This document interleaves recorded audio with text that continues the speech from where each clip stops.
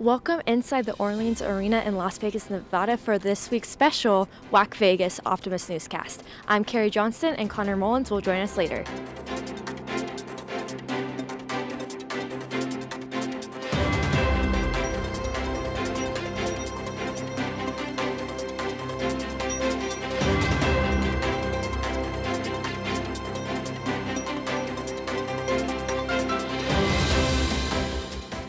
Obviously, we're going to talk about men's and women's basketball, but first, we're going to talk about the fans. The ACU faithful poured into the Orleans Arena to support the Wildcats and attend tailgates with food and fun included. All tailgates were led by the Alumni Association and Craig Fisher, Associate Vice President for Advancement and Alumni, who talked about how everything came together. We worked closely with the arena folks here at the Orleans to kind of look through where we could meet. We looked at outside venues, we looked at venues, away from here, and then really settled on trying to find a space where our fans were going to be. And the Orleans folks worked really well with us to find a place here. At the tailgate, we got the chance to catch up with Zach Lassiter, Vice President for Athletics, and how he felt about both teams. How are you feeling about both our men's and our women's teams? I think our teams are playing some of their best basketball here at the end of the year, and it's fun. The format of this tournament allows us to have a day of rest yesterday, which I think was really helpful. So now we're going to be playing teams that played yesterday, so I think it'll be important for us to get off to a fast start. We also talked to University President Dr. Phil Schubert, who mentioned how special it was to spend time with ACU fans in Vegas. How has it been just running into all the ACU faithful and getting to hang out with them and be with them? You know what, I love the level of support that our fans give to our programs, and that's especially true in men's and women's basketball, and it is great to see people so committed to encouraging our women and men in their competition, and it's awesome when they'll make trips like this. As for the women's team, their tournament run was unfortunately cut short on Wednesday afternoon as they fell to the UT-RGV Vaqueros 73-70. Though she felt disappointed by the game's outcome, head coach Julie Goodenough was proud of how the team played this season. We've stepped our toes several times and been a little bit inconsistent finishing ball games, and today was no exception to that, but I think if we look at our total body of work, we have a lot to be proud of, and overall it's been a fun season, really fun group to coach. As for the game itself, it was all Vaqueros in the first half. The number 8 team shot 71% from the field and 78% from the three-point line, giving themselves a double-digit lead. Though the Vaqueros had all the momentum heading into halftime, the Wildcats came out swinging and were able to cut down their lead, which Goodenough later credited to strong defense. The Wildcats continued to cut down the lead all the way until there was 10 seconds left and they were down by 3. Goodenough drew up a play and a timeout. The Wildcats executed it, but the shot flew off the back iron, giving UT-RGV its second WAC tournament win. With the loss, this game serves as the potential last game for 5 ACU seniors' career.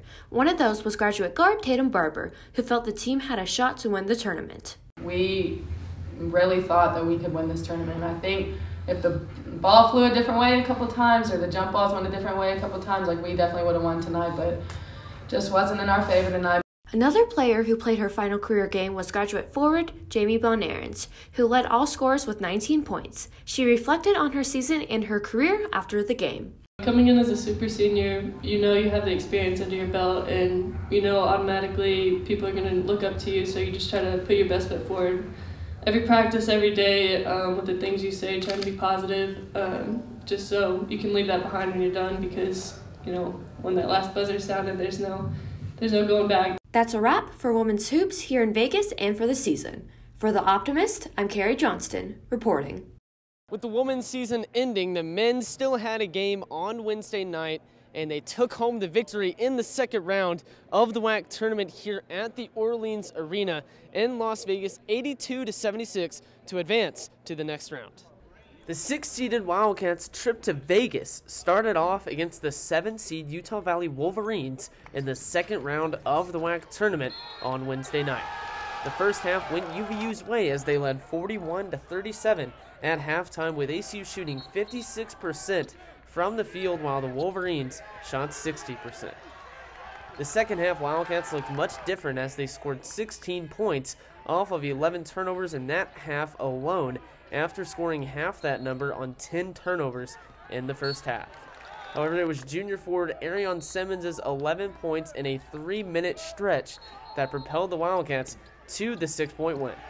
Arion Simmons, man, you know, I just told the TV out there, you know, he took every shot that I didn't want him to take. But he does that every game too, and somehow he finds a way to make them. You know, I think every shot he took, I was like, "What are you doing?"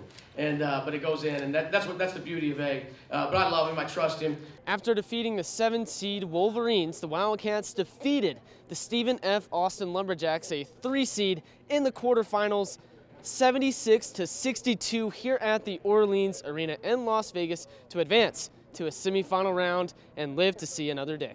Senior guard Mekhi Morris scored a career-high 22 as his team axed the 3-seeded Lumberjacks 76-62 off a hot 41-30 first half. SFA was on a 10-game win streak, having secured a spot as a WAC co-champion in the regular season. Earlier in the year, the Lumberjacks defeated the Wildcats 64-58 at the Teague Center and 73-71 at the William R. Johnson Coliseum in Nacogdoches, and this was the first time these rivals had met in the postseason. Tanner's defense held the Lumberjacks to 35% from the field, while his offense shot over 50%. AC went on a 12-run run over the final 4.5 minutes to close out the first half. ACU took their largest lead of 20 with 12 minutes to play and continued to keep their foot on the gas. Defensively, ACU took 7 charges against SFA after taking 8 against UVU on Wednesday. Sophomore forward Cameron Steele slammed home the dagger with 1:12 to play to give the Wildcats the 14-point win and to live another day in Vegas. We never know who's going to bring it on a given night. These guys are super connected, man. I think you see the way that they fly around defensively and they play for each other. And I think that's a rare thing these days. You know, and I told them in the locker room, I'm not doing anything. I'm running around yelling and screaming. That's just so it looks like I'm doing something, man. Really, I'm just watching these guys do their thing. And it has nothing to do with anything that I'm doing. It's just a special group that I'm enjoying watching right now. Before we talk about the Wildcats' semifinal matchup, there was a special guest at their matchup, which was former ACU head coach Joe Golding, the current head coach of the UTEP Miners, who we got to talk to with during halftime. I'm here with Coach Golding, the former head coach of the Wildcats. ACU up here at halftime, 28-22. Coach, just talk to me about this time so far, mate. Man, it's awesome. We're off to a great start, man. Obviously, we're guarding great. We held them to 22 points in the first half. We got going offensively there the last 10 minutes, so we're in a good position right now. Yeah, talk to me about your first season at UTEP, coming off that loss in the Conference USA. Yeah, a tough game last night, you know, but proud of our season, man. Our guys, we're starting to build a culture, and the city's embraced us, and so we're getting going, man. But I'm just happy to be here, man. I'm happy to support Abilene Christian. I'm alumni. Abilene Christian is home to me, and so I'm proud of Coach Tanner and what these guys are doing. And what are you looking for from Abilene Christian in the second half as a fan? We're going to win a game. Yeah. Absolutely, man. We're going to win a game, man. I'm looking forward to getting the championship game. All right, appreciate it, Coach. Appreciate it. Good to see you guys. After the game, head coach Brett Tanner emotionally stated what Golding's appearance meant to him and the team. That's my dude, man. You know, he lost a tough game last night. You know, the fact that he would show up today, not just for me, showed up for these guys too. You know, he is the one who built this culture, and I'm just trying to protect it. You know, him and these players have done this, and they created an opportunity for me to be here. So can't wait to hug his neck, and I'll get Evan when I get home for doing that to me, man.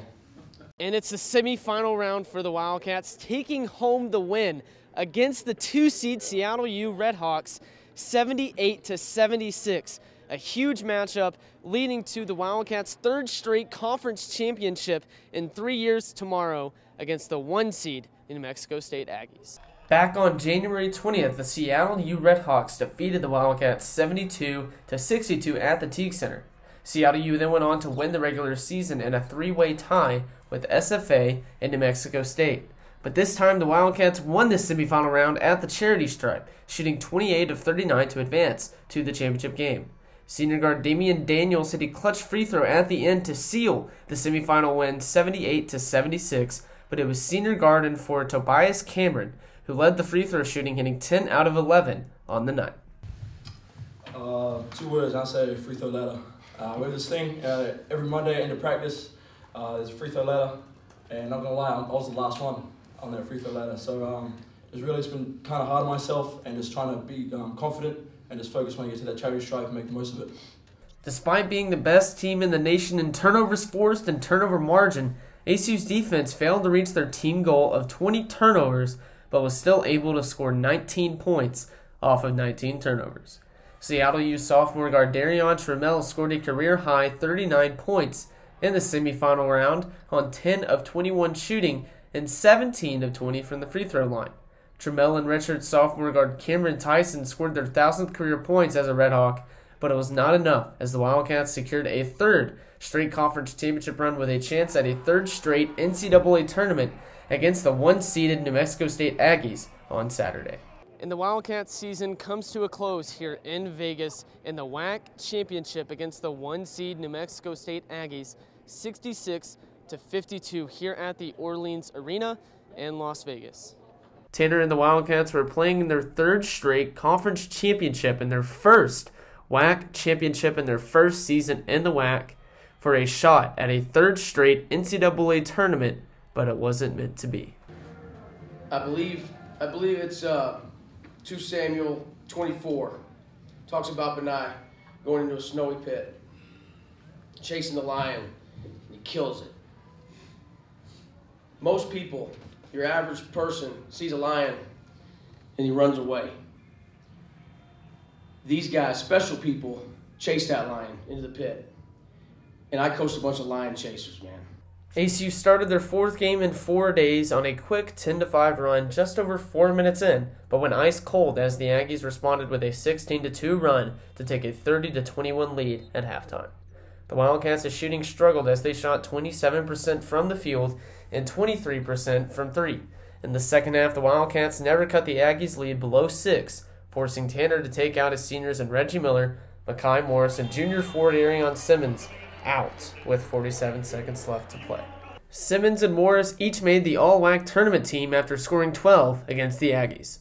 Simmons averaged over 15 points per game and 4.5 rebounds, while Morris averaged 14.5 points per game and 4 rebounds per game in the 4 days they played in the WAC tournament.